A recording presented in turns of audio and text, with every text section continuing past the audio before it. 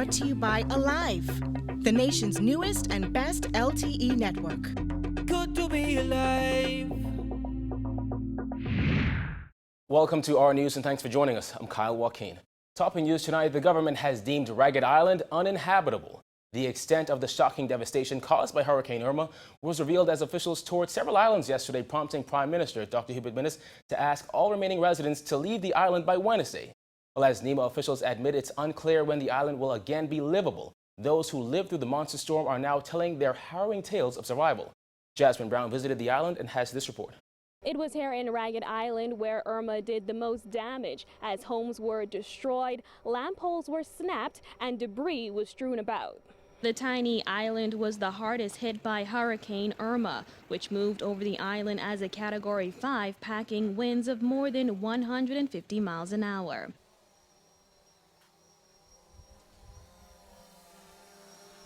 In its wake was a community left in shambles as the utilities companies, government clinic, all-age school, and nearly every home either lost their roof or suffered from some form of major damage.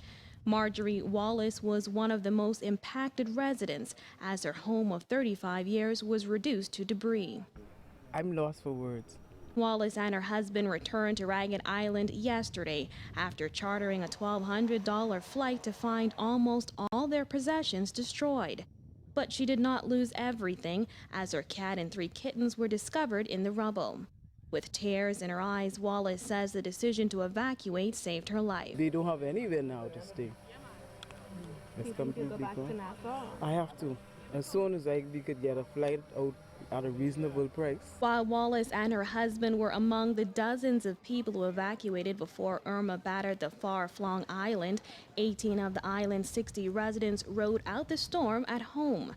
Residents Amal Smith and Terrence Wallace both said it was like living out their worst nightmare, rushing from home to home as Irma destroyed everything around them. Boy, it was good in the beginning, but the last half was a nightmare. I hope to never see nothing like that again. When you say nightmare, like describe it for us. Debris flying, walls crumbling, ducking, dodging. Boy, it was just crazy. We spent it down in the bunker. We have a bunker, the cousin Craig. We spent it down by him. The first house that I was in, level. The second one I run into, level. It's the only one with. Can you describe the experience for us? Like none, like never experienced nothing like that before, so it'd be hard to explain. In addition to the structural damage, there is no running water, electricity, or telecommunications. Food and water are also scarce. The stench of dead livestock was also overpowering as every street and yard overflowed with mounds of debris. Those conditions prompted Prime Minister Minnis to meet with those remaining residents yesterday, informing them that the island was unlivable. Every home has been destroyed. The health facility has been destroyed. The school has been destroyed. The teachers' residence has been destroyed. There's no light, there's no water. As you walk about, you can smell the stench of dead carcasses, dead animals. The health conditions of the individuals will deteriorate, and it's essential that we get them off this island. The Prime Minister says the government will assist with remaining evacuations that he hopes to complete by Wednesday afternoon. They cannot stay here. The health conditions and the safety will continue to deteriorate over the next 24 to 48 hours. NEMA Director Captain Stephen Russell says it's simply too early to say when those residents will be able to return. Their first order of business, he says, is getting utilities back up and running. In terms of timeline, I guess we'll see how those agencies respond in terms of their timelines, where they have the assets in the country. Okay, where they have to source them from somewhere and bring them into the country. So that's all a part of the factoring in terms of the timeline. Meanwhile, government offices and buildings on that island will remain closed. Education Minister Jeff Lloyd says provisions are being made to relocate that island students and teachers to either Exuma or New Providence. That means the 11 or 12 students in Ragged Island who are presently probably in New Providence, more than likely in New Providence, have got to be accommodated. We are already in discussions with a variety of options with the possibility of taking care of that. A similar contingency plan is also being devised by the Ministry of Health for its staff who were stationed on that island. Reporting for our News, I'm Jasmine Brown. Meanwhile, some evacuees we spoke to say they plan on returning despite the conditions on the ground. For that, here's Giorgio Bain. Following the first assessment flight to Ragged Island, conditions have been described as unlivable, but residents have come together and decided that they're not prepared to give up. Residents were evacuated from Ragged Island ahead of Hurricane Irma, and according to the Prime Minister, a plane will be sent for the remaining residents. However, resident Danique Bethel, who evacuated ahead of Hurricane Irma's arrival, insisted she will be on the next flight back home. I wouldn't want to live in Nassau no more because it's horrible. The living conditions, and much people from over there don't have no place to stay over here. And the government telling everybody to move, but when they move me, where they can put me? They can pay money for me to live here. Well, much people don't have no family over here like that, and I don't want to live over here. Yes, it don't make no sense. Because they killing, they robbing, they stealing, and I don't want to get killed and rob, steal, none of them things happen to me and my family members when I was safe in Ragged Island, and I don't understand why they want us to move. Amanda Curling was born and raised in Ragged Island, where her mother and siblings still live. She visited the island yesterday to check on family members and says residents are now sleeping in her family's bar. The island has houses where people can still live. There are some of the places that, went flat to the ground, but it's not, we don't have to run away from our home. We could stay there. My mom's roof got shingles off, but the plywood and the roof is still intact.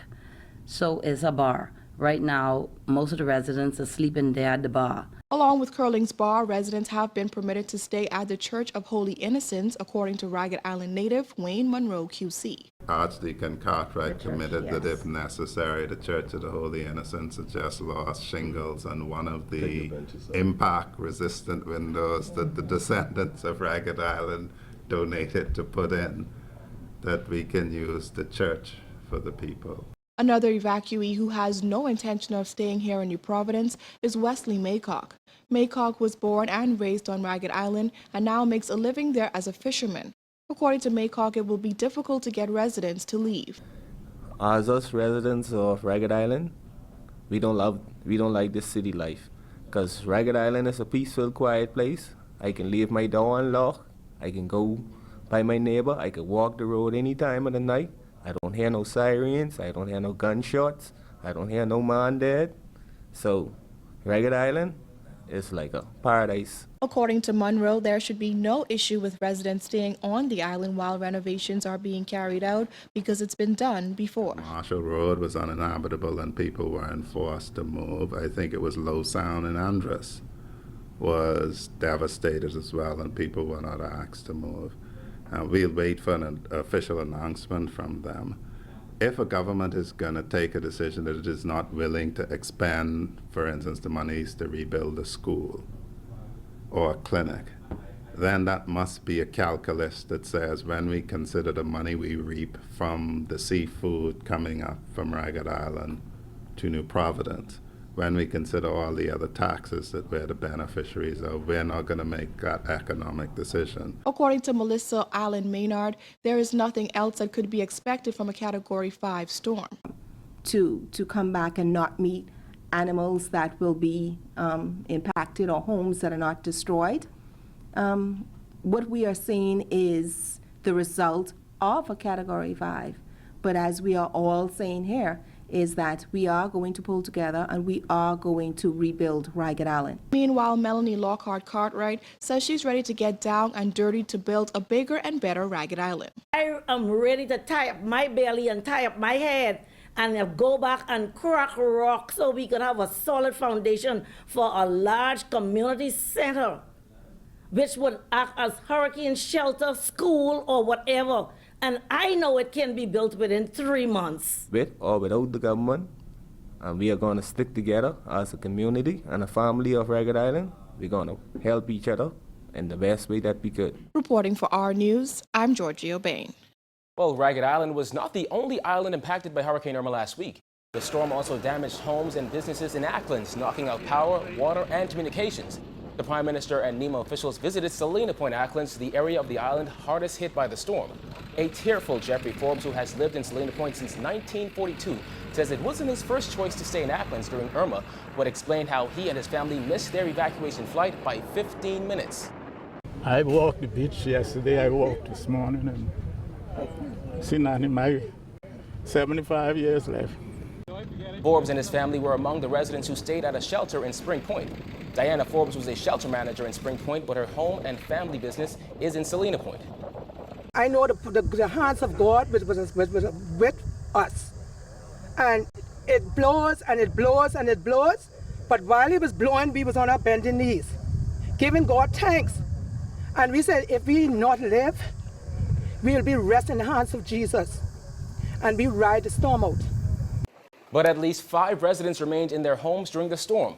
Those residents reported a 15 to 20-foot surge that pushed large rocks from the sea onto the shoreline and strong winds that destroyed a handful of homes. It's really bad. It's really bad because the sea surge, which was 15 to 20 feet, that did the most of the damage. Because all of the seawall went and the water just came straight through and it ended up way over in the back, you know? So the water and the wind did most of the damage. So were you shocked to see the damages? Yeah, I was shocked at a certain point, you know. After the seawall went and the sea came all over the ridge and came over in the Salmon and it went into most all the buildings because it went through my shop.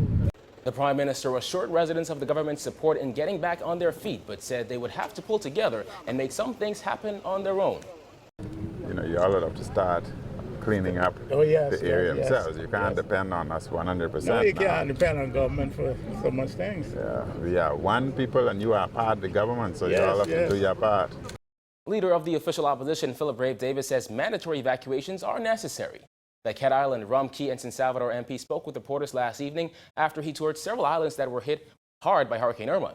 His comments came in response to the Minutes administration's plans to introduce mandatory evacuation legislation in the House of Assembly tomorrow. So far as mandatory evacuation is concerned, I think it may be necessary in a lot of instances because we hear about an 88-year-old gentleman who remained in Ragged Island, the trauma that he went through and the challenge that they had in getting it out. And at the end of the day, my mantra has been, it is better for us to be safe than at the end of the day, sorry. Approximately 1,500 people were evacuated from the islands in the southern Bahamas last week. The opposition leader says it was the last Christie administration's intention to introduce similar legislation. However, Davis says that did not happen. The PLP leader says there is a lot to consider when it comes to enforcing the law if it is passed. Having spoken to Ms. Forbes in particular Ms. Forbes was in Acklands, and her response to evacuation, she did not leave Acklands because she said she was told by her God to remain, and that she noticed that we are talking, including me, of mandatory evacuation, and no law will cause her to leave her island unless the law tells her. So there's that what I call religious consciousness. Tourism Minister Dionisio de Aguilar says it is unfortunate that Bahamar asked guests to evacuate the Cable Beach property ahead of Hurricane Irma, adding the resort needs to find a way to safely move guests from the hotel to its convention center during future storms. Here's April Sands. Well, Bahamar's decision to close its doors during Hurricane Irma's passage wasn't exactly a PR victory, and that's according to the Minister of Tourism. But he tells reporters today that the hotel should rethink its strategy for next time. Before Irma hit the Bahamas as a Category 5 hurricane last week, Grand Hyatt raised more than a few eyebrows when it sent this letter to guests, warning, should the island be placed under a hurricane warning, we will require all guests to evacuate the property, either to local shelter or to evacuate the island. Atlanta's president and managing director Howard Carawan told the Tribune that Bahamar's decision was surprising and unacceptable. Tourism Minister Dionisio de Aguilar says while he understands Bahamar's rationale, the move was unfortunate. You know, I think it was probably unfortunate that they did that, but we have to understand the reason why they did it. And the reason why they did it was when they built Bahamar, they didn't really consider getting people from the hotel to the convention center without going outside. So the only way to get from the hotel to the convention center is to go outside, and that is dangerous in a storm, and that creates liability issues for them. Bahamar's Senior Vice President of Government and External Affairs, Robert Sands, has defended the move to evacuate guests, insisting their safety and comfort were top priority. He noted that the Grand Hyatt had gotten most of its guests off the island as part of a comprehensive hurricane preparedness program. However, D'Aguilar pointed out that given the Bahamas' geographical location, the resort must figure out a way to get guests to its convention center safely during future storms. And so the decision to close the hotel and not be faced with the liability of moving people from the hotel to the convention center is what motivated that decision. So if you don't know that, you think, well, they should never have made that decision. But you know, they have a point, and they need to address that issue moving forward. You're in a hurricane belt. You're going to need to move people from your hotel to your convention center during a hurricane. You can't possibly think of putting them into a shelter. That's just not going to work. So they need to think through that. D'Aguilar suggested that the only thing that stopped the situation from being a bigger deal is September being a slow tourism period. This hurricane, blissfully, they were at a very low occupancy. Blissfully, we didn't get hit. So it wasn't really a major issue. It was not necessarily a PR victory for them, but I think they're now going to focus on this issue and address it. Reporting for our news, I'm April Sands. In other news, once a tourist attraction for visitors from all over the world, the International Bazaar in Freeport, Grand Bahama has virtually become a dump. And with no solution in sight for Freeport, our news took a visit to see firsthand what's left of the once shining village. Gone. But the architecture is still here. Broken windows and doors, overgrown weeds and garbage, the sign of a rundown shopping center that once welcomed thousands from around the world. The International Bazaar, as is arguably the case for Freeport, Grand Bahama, is far from its glory days, having gone from a landmark that graced the pages of magazines and textbooks to a sad reminder of what was once a booming Grand Bahama economy. One who knows the story all too well is former Marco City MP Greg Moss. Oh, and so you have this disaffection, but this kind of conviction that nothing else can happen. And I tell you this as a certainty. If a foreign entity came in here, saw what is here, and said, let us buy it. Let us spend $10 million to buy the entire bazaar. People will be clapping in the streets. We got $10 million for foolishness. And a year later, this will be the pearl, not of Grand Bahama or the Bahamas, but of the Caribbean. And we will sit back and say, oh, we only had known. But it's here. Walking through the bazaar, to call it a ghost town could be an understatement. This used to be one of the. You can see. You see the drop ceiling, the lights. Under all of those were counters with jewelry. This was a display area for just jewelry, gold, coins, jewelry. Some of the display cases you still see. Now the jewelry store has become a dump, more so. It's just a dump. These are paved roadways, alleys throughout the bazaar. And what this affords, and again, the structure is redeemable. Most of it is sound, but some that are damaged are redeemable. But imagine you have an entire city of fun sitting in the heart of Freeport. Nightclubs, restaurants, different ethnic types of food, fun, music. All of it is centered here. And tourists sadly have noticed the decline as well. On travel booking site TripAdvisor.com, prospective visitors get to book trips and read reviews on places they'd like to go and things they'd like to see. Search International Bazaar at Grand Bahama and the reviews are deplorable. Baylor 1 of Denver, Colorado called it a sad visit. He wrote, "This is so sad. Last time we were there, we had so much fun shopping and visiting the people. This time the bazaar is all but closed down. The hurricanes have decimated this area. There is hardly anything open now. There is damage to almost all of the stores. I'm not sure it will recover. Very sad." Colacard from Columbia, South Carolina called it a run-down abandoned place, saying, "I don't recommend tourists visiting the International Bazaar as it is run-down and seedy. There's very little there." So as you're moving through, it is so exciting, man. The music, the smells, the tourists coming here for a picture of this. And this was the point of calling it the International Bazaar. Why go to all these different places when you can come to one place and experience everything? So what went wrong at the International Bazaar?